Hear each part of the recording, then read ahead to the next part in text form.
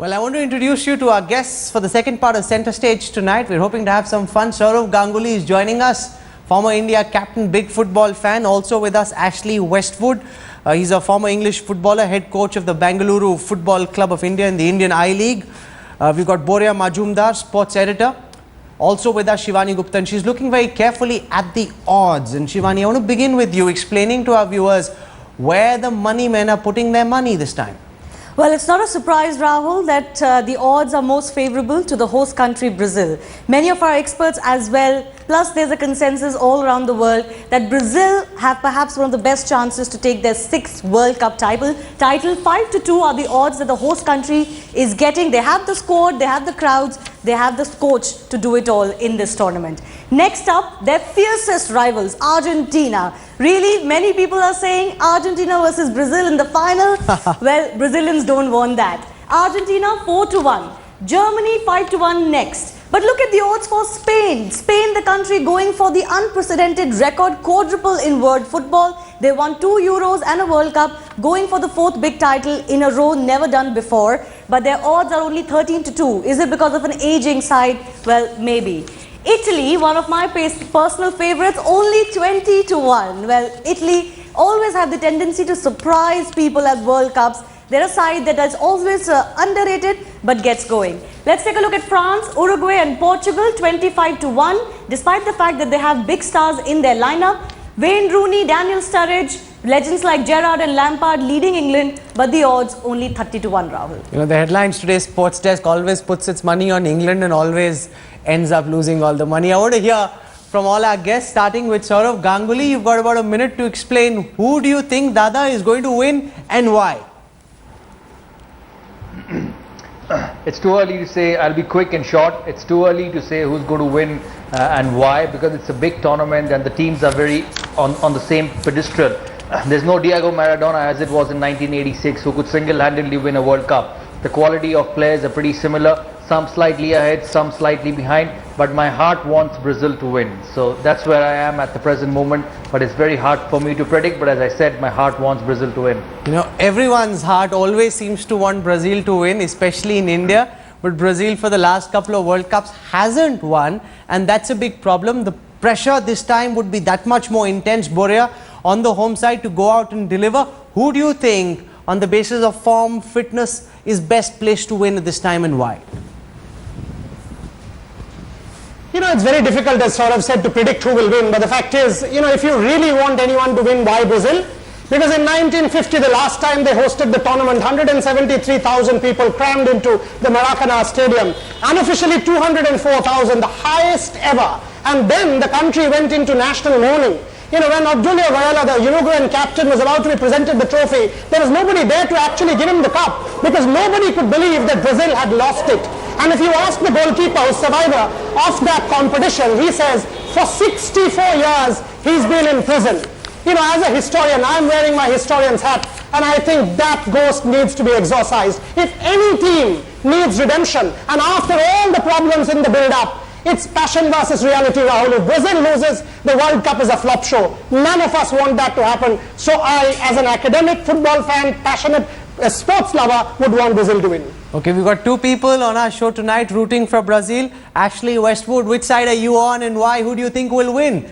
Will the people who are romancing the sport, loving the idea of Brazil win, actually lose out to those who actually go out and play the best football? In the last couple of World Cups, it hasn't been Brazil.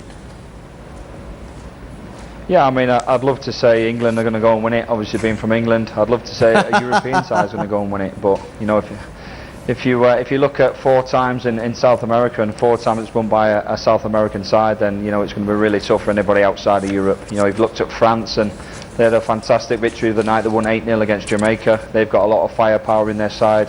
Holland have got a lot of firepower, and even England, you know, I looked at the whole England squad and there's only 2 players in the whole squad that's not really quick. But I think England's downfall, maybe they're a little bit maybe too young and a little bit too attacking. So for me, if you look at Argentina, you know, you look at the firepower of Aguero, Higuain, Messi, Di Maria, you know, the strength and depth there up front. I can't see them failing to score goals in many games, if they can show it up at the back and they've got defensive midfielder in Mascherano and they've got a good back line, then I think it's going to be hard to look outside of Argentina for myself. Okay, you're rooting for Argentina, and Boria, usually in India it's split between Brazil and Argentina, but it's the European teams that end up doing the best. How much of an advantage will it be for the teams from Latin America, because the weather is what they're used to? Will that make much of a difference, or do you think the European players will be able to come or just adapt really quickly and make themselves counted? This is professional sport at the highest level, Rahul, and I don't think adaptability is an issue. I think pressure is an issue.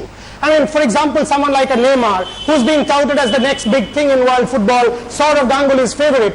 The question is, can these Brazilians absorb the pressure? In 1930, when the first World Cup happened in Uruguay, I'll just tell you what the the referee did. He was a Belgian. Before the final started, he said, I will only officiate if FIFA guarantee me a boat passage from Uruguay to Belgium, because whichever side wins, they'll go for me. They might even kill me. So the pressure is immense. There's chance of violence. I can tell you there will be violence. So amidst all of that, amidst all this build-up, the negativity, the gloom, can this Brazilian side stand up and absorb the pressure? So home advantage can actually be counterproductive as far as Brazil is concerned. Dada, when an Indian cricket team goes and plays in either Australia or South Africa, match conditions make a lot of difference. The bounce and the pitches, the bounce is much more. Does it matter so much in football? Do you think European teams will be at a disadvantage when they play in Brazil, or to compare cricket and football is completely unfair in this instance? No, I think it's completely unfair to compare cricket with football, especially with the bounce of the pitch and in South Africa and India, because that difference is a major one. But with the facilities around in world football, I was in Lisbon watching the Champions League final. The facilities around in world football, whether it's in England, whether it's in Lisbon, or whether it's in Latin America, it's not that much of a difference. The conditions are not that much of a difference. Only it will be hot in Brazil and not so much when the European teams play. Although Spain will be a little different, because Spain is a hot country and it's very hot at this part of the year. So probably Spanish players will get used to the conditions in Brazil a lot better than the other European teams, the teams from England or Germany, where they come from a good climate. But you cannot rule Germany out as well. Germany is a very tough team and probably one of the most consistent teams of the World Cup. So I don't think conditions will make that much of a difference as it does in cricket. Okay. But as I said, yes, the quicker these players get used to the hot and humid conditions, the better they'll play. We've spoken about the teams. What about the players? Football is not a one-man show, but few geniuses have the power to change the course of the game. Such players can light up the stage with a moment of brilliance, a moment of magic. Those are the likely probables, but who's most likely to win the Golden Boot? And I want to put that question first to Ashley Westwood. Of all the names that were put out on the screen in the past 3 minutes, who do you think will emerge as the one man who turned the Football World Cup on its head? Ashley. I don't think you can look past Suarez. His current form, the Premiership goals that he's scored, his desire and will to win, and it's almost of the mentality like, I will do anything harder or I'll do anything better to make sure we will win the game, and I will score more goals than you. That's the Uruguayan mentality, and with him being South American as well, there's a lot of advantages pointing at him, but it never goes as you think it's going to go, and there's always a dark horse, if you like, that comes from out the back and could sneak it from anywhere else. But if I was a betting man, I'd have to go with Suarez. Okay, you're saying Suarez, but for Lionel Messi and Cristiano Ronaldo, Dada, this is a big opportunity to shine for their country. They play fabulously for their clubs, rarely able to replicate the same magic for their country. Who do you think might end up with the Golden Boot, and why? It's too early to say, Rahul. You're asking too many tough questions too early. But that's the whole reason of having you here on the show, Dada. World Cup.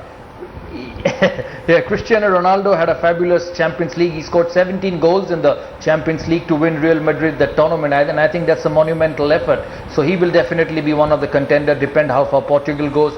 For Lionel Messi, it's going to be a big tournament.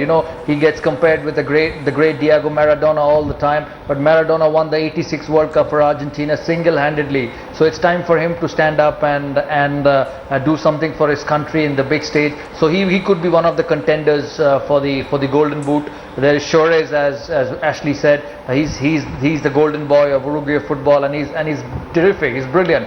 So these are the players, and don't write off Neymar as well. I think he's got the brilliance. He's got that special touch in his game. He's young. He's inexperienced. And sometimes when you play these big tournaments, you don't need that baggage. You don't need too much of thinking. You don't need too much of baggage of thoughts. So for me, he could be the surprise package in this World Cup. But is he too young, too inexperienced, not used to the big stage? There are a lot of expectations riding on the young man Neymar. Boria, Majumdar, who do you think is most likely to end up with the golden boot, and why? You know, obviously there's a lot of expectations of Neymar, and I've said this earlier, can he take the pressure? You know, I'll actually go away a little bit from the names that we showed and pick someone else. I'd pick Eden Hazard from Belgium, because I think the Belgians are coming into this tournament as the dark horse.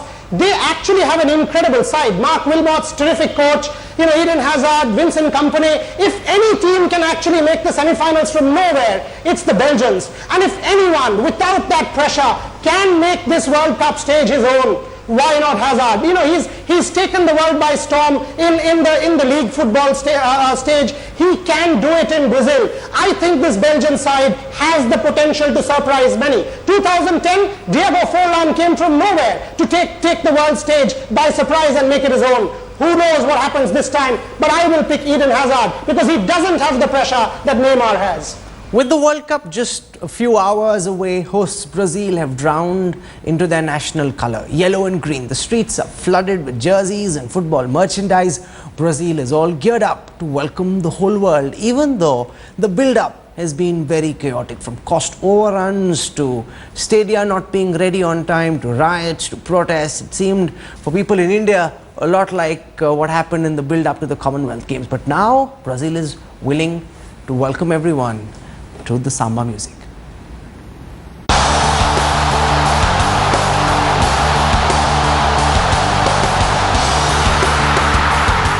Football is back to its spiritual home, Brazil.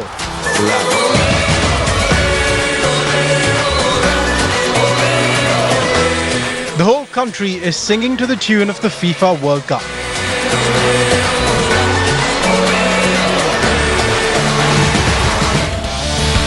The colours yellow and green have flooded the streets of the host nation. Fans are gearing up for the biggest sporting extravaganza with footballs and jerseys. But there's one unanimous fan favourite. Neymar! Wow! Jerseys with their Confederation Cup hero's name on it are selling like hotcakes. Every Brazilian is dreaming of the World Cup crown on the 13th of July at the Maracanã. And one name that can take them all the way through is Neymar. Sports Bureau headlines today. Will Brazil be able to overcome the chaos, the confusion, the cost overruns, Boria, or do you think all these protests, which are still a very real threat, could potentially jeopardize or hurt Brazil's image and impact the World Cup in some fashion? I've said this, Rahul, it's passion versus reality. If Brazil wins, there'll be no protest. The entire country will back this competition. $11.5 billion is no joke. 3 times the amount that South Africa has spent. You know, several stadia still not fully 100%. Technology is an issue. It's a bigger question. Can the developing world actually aspire to host a mega event like this? Can Brazil hold up? And then let's put it very bluntly. It entirely depends if the Brazilian side goes all the way. If they don't, this World Cup has the potential to be the worst ever. So that's why, for a football romantic, you would want Brazil to win. For that's the only way this World Cup will salvage itself. Otherwise, it's doomed to fail. Do you think things could go wrong, Dada, if Brazil start to do poorly? You know, like the Indian fans, will they turn against their players? Or do you think a couple of good big victories and everything will be forgotten? No, I think good victories will be forgotten, but I think Indian fans stick to their team. We've seen that with Indian cricket, good or bad, they may criticize, but they stick with their team, and I'm sure they'll stick with Brazil. I think this Brazilian team is too good a side not to do well. It'll really be a surprise for me if they don't play well in this World Cup. That means they have succumbed to the home pressure. So for me, for them, it will be the biggest challenge is to shut everything off and create an own zone for themselves for this 30-35 days of the World Cup. That's very important in sport. is to create your own zone of performances, because there are critics, there are people watching, there are advices, there are people criticizing your game. You have to find a way to shut it out and concentrate on that ball and on the field. That's the key to success in big sport, and if Brazil can do that, I'm sure there'll be a success in this World Cup. Well, the experts have spoken. Now it's time for the footballers to turn it on. May the best man and may the best team win. We'll of course sit back and have a lot of fun. For the time being, Ashley Westwood, Boria Majumdar and Saurav Ganguly for joining us tonight. Thank you very much. We're counting down to the big World Cup of football. What an action-packed couple of weeks this is going to be. News and updates continue when we come back on the other side. Thank you for tuning in tonight.